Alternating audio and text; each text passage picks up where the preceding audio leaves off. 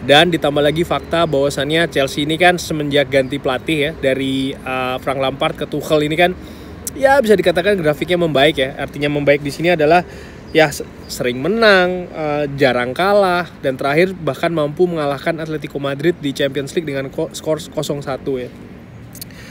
Fakta menarik lainnya adalah Manchester United pun juga dengan demikian ya. Di bulan Februari ini Manchester United belum terkalahkan di semua ajang kompetisi ya.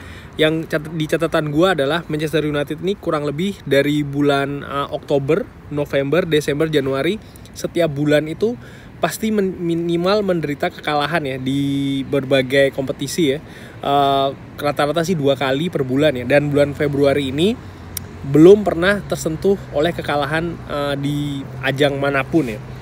Iseng-iseng gue melihat ini Chelsea semenjak pergantian pelatih ini kan memang dia membaik ya. Artinya ya mereka sering menang, tapi ada yang unik nih. Di beberapa pertandingan yang tadinya mereka ini harusnya menang, atau di atas kertas menang lah katakanlah ya, mereka justru seri. Yaitu adalah ketika melawan Wolves dan melawan Southampton ya, dengan skor 1-1 terakhir waktu melawan Southampton ya. Selebihnya mereka menang. Tapi ada yang unik di angka pertandingan-pertandingan yang mereka menangkan itu ya. Apa itu yang unik adalah jumlah gol yang mereka cetak ya. Kalau gue lihat ini, mereka ini terakhir mencetak lebih dari 2 gol dalam satu pertandingan itu adalah ketika mereka melawan Luton Town ya, di Piala Liga atau Piala FA ini ya, di Piala FA dengan skor 3-1 ya. Selebihnya ya mereka menang 1-0, mereka menang 1-2, melawan Newcastle 2-0, melawan Tottenham. Lawan Tottenham ini betul mereka menang di Tottenham Stadium ya. Tapi perlu diperhatikan juga Tottenham ini kan dalam tren menurun ya, dan mereka menang 0-1. Di pertandingan itu memang betul Chelsea ini mendominasi pertandingan dari sisi possession dan juga sisi shot on goal ya. Tapi yang gua ngeliat justru disinilah problema Chelsea ya. At least ringan amatiran ala gua, Chelsea ini masih belum menemukan apa yang menjadi kelemahan dia ketika ditangani oleh Lampard. Apa itu? Mencetak gol. Pada saat ditangani Lampard kan ya banyak sering terjadi pergantian ya. Pertama jelas berusaha untuk memaksimalkan Timo Werner, tapi ternyata Timo Werner ini kalau gue bilang sih lagi apes saja ya musim ini ya. Banyak peluang, banyak chances, tapi jarang lah yang masuk begitu lah. Kai Havertz juga lagi adaptasinya belum selesai lah katakanlah ya. Dan ini kan menurut gue ya mempengaruhi lah ya hasil-hasil yang diperoleh oleh Chelsea. Cuman kebetulan Chelsea ini di sisi Tuchel ini kalau gue ngelihat dari sisi pertahanan lebih bagus daripada Lampard ya. Artinya ini lebih rapi lah katakanlah ya.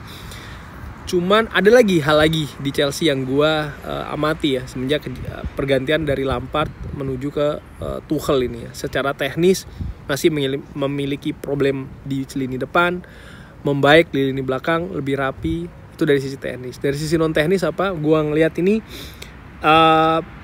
Tuchel ini agak sedikit radikal sih menurut gue dalam hal melakukan perombakan lah katakanlah. Yang jelas ini adalah disingkirkannya beberapa pemain yang tadinya mendapat kepercayaan Frank Lampard ya. Di lini belakang Ben Chilwell. Ben Chilwell ini kan ya semenjak masuknya Tuchel ini sudah jarang sekali mendapat tempat lah katakanlah ya. Pun juga kalau gua ngelihat seorang Reece James yang tadinya ini sering mendapat kesempatan ya ketika dilatih oleh Frank Lampard, mulai agak sedikit dibatasin ya. Yang jelas tapi yang paling terlihat jelas itu adalah memang Ben Chilwell ya. Karena kan Tuchel ini dia cenderung kalau gua ngelihat ya dari beberapa pertandingan terakhir ini cenderung memainkan 3 back di belakang ya. Oleh karena itulah dia merubah skema dan Ben Chilwell ini tidak mendapat posisi ya. Jadi ya cukup radikal juga sih. Tadinya pemain yang cukup sering diandalkan oleh Frank Lampard sekarang disingkirkan ya, Ben Chilwell. Selain itu juga ya tadi seperti yang tadi kayak gue bilang, perubahan skema ya. Sekarang sering bermain dengan 3-4-3 lah katakanlah Chelsea ini. Lalu satu lagi pemain yang gue notice itu adalah Hakim Ziyech. Hakim Ziyech ketika didatangkan ke Chelsea ini kan memiliki ya pengharapan lah ya pemain yang bagus, skillful, kualitas yang mentereng, statistik yang oke di Ajax, perkembangan karir yang mulus ya, sampai akhirnya sekarang di Chelsea. Ketika di zaman Frank Lampard memang Hakim Ziyech ini sayangnya terhalang oleh cedera, tapi ketika dia sudah kembali dari cedera ini kan pelan-pelan mendapatkan tempat dikasih oleh Frank Lampard ya.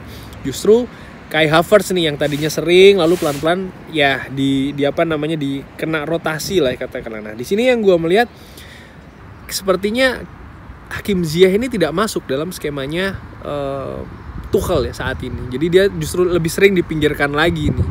Justru sekarang yang kembali mendapatkan tempat itu adalah Timo Werner ya. Tadinya pelan-pelan mulai agak diparkir oleh Lampard, sekarang justru lebih sering dikasih kesempatan oleh Tuchel ya. Intinya apa sih yang pingin gue sampaikan dari dua faktor tadi, dari faktor teknis dan non teknis?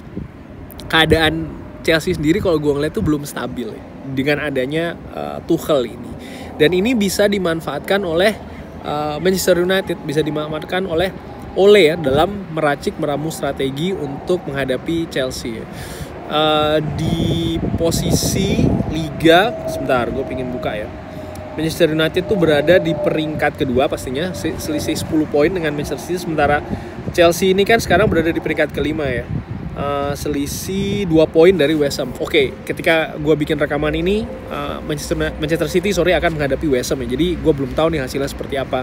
Mungkin akan mempengaruhi jarak ya bagi kedua tim ya, Manchester United dengan Manchester City dan juga Chelsea dengan West Ham. Tapi intinya begini, Manchester United ini masih berusaha untuk menempel ketat Manchester City dengan berusaha untuk tidak yaitu ya buang-buang poin.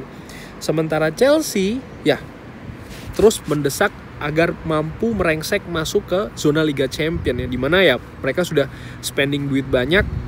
Tentunya targetnya at least kalau nggak juara Liga ya setidaknya bisa main di Liga Champion ya, supaya dapat pemasukan juga untuk musim depan. Dan ini menurut gue akan jadi bumbu yang menarik di pertandingan besok ya.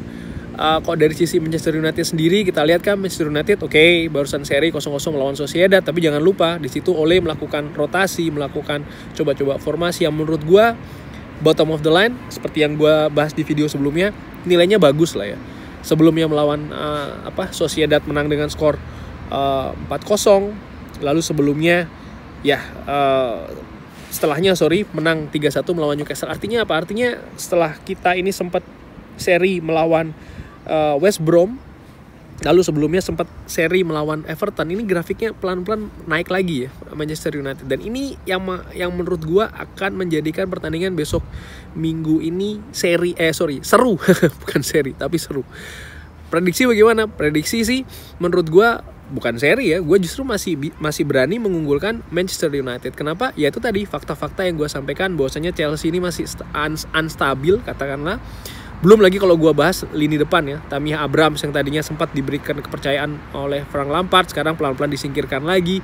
Kemarin justru Champions League menampilkan Giroud. Jadi hal-hal seperti ini masih banyak gejolak, masih banyak perubahan lah katakanlah di Chelsea ya. Masih belum stabil kalau gue katakan. Walaupun secara grafik ya Chelsea ini banyak menangnya, tapi again ya menangnya tuh kalau gue ngeliat di atas kertas memang melawan tim-tim yang memang harusnya Chelsea itu menang gitu loh. Kecuali mungkin Tottenham ya. Tottenham sih menurut gue juga harusnya menang. Kenapa ya? Karena itu tadi trennya lagi menurut ya.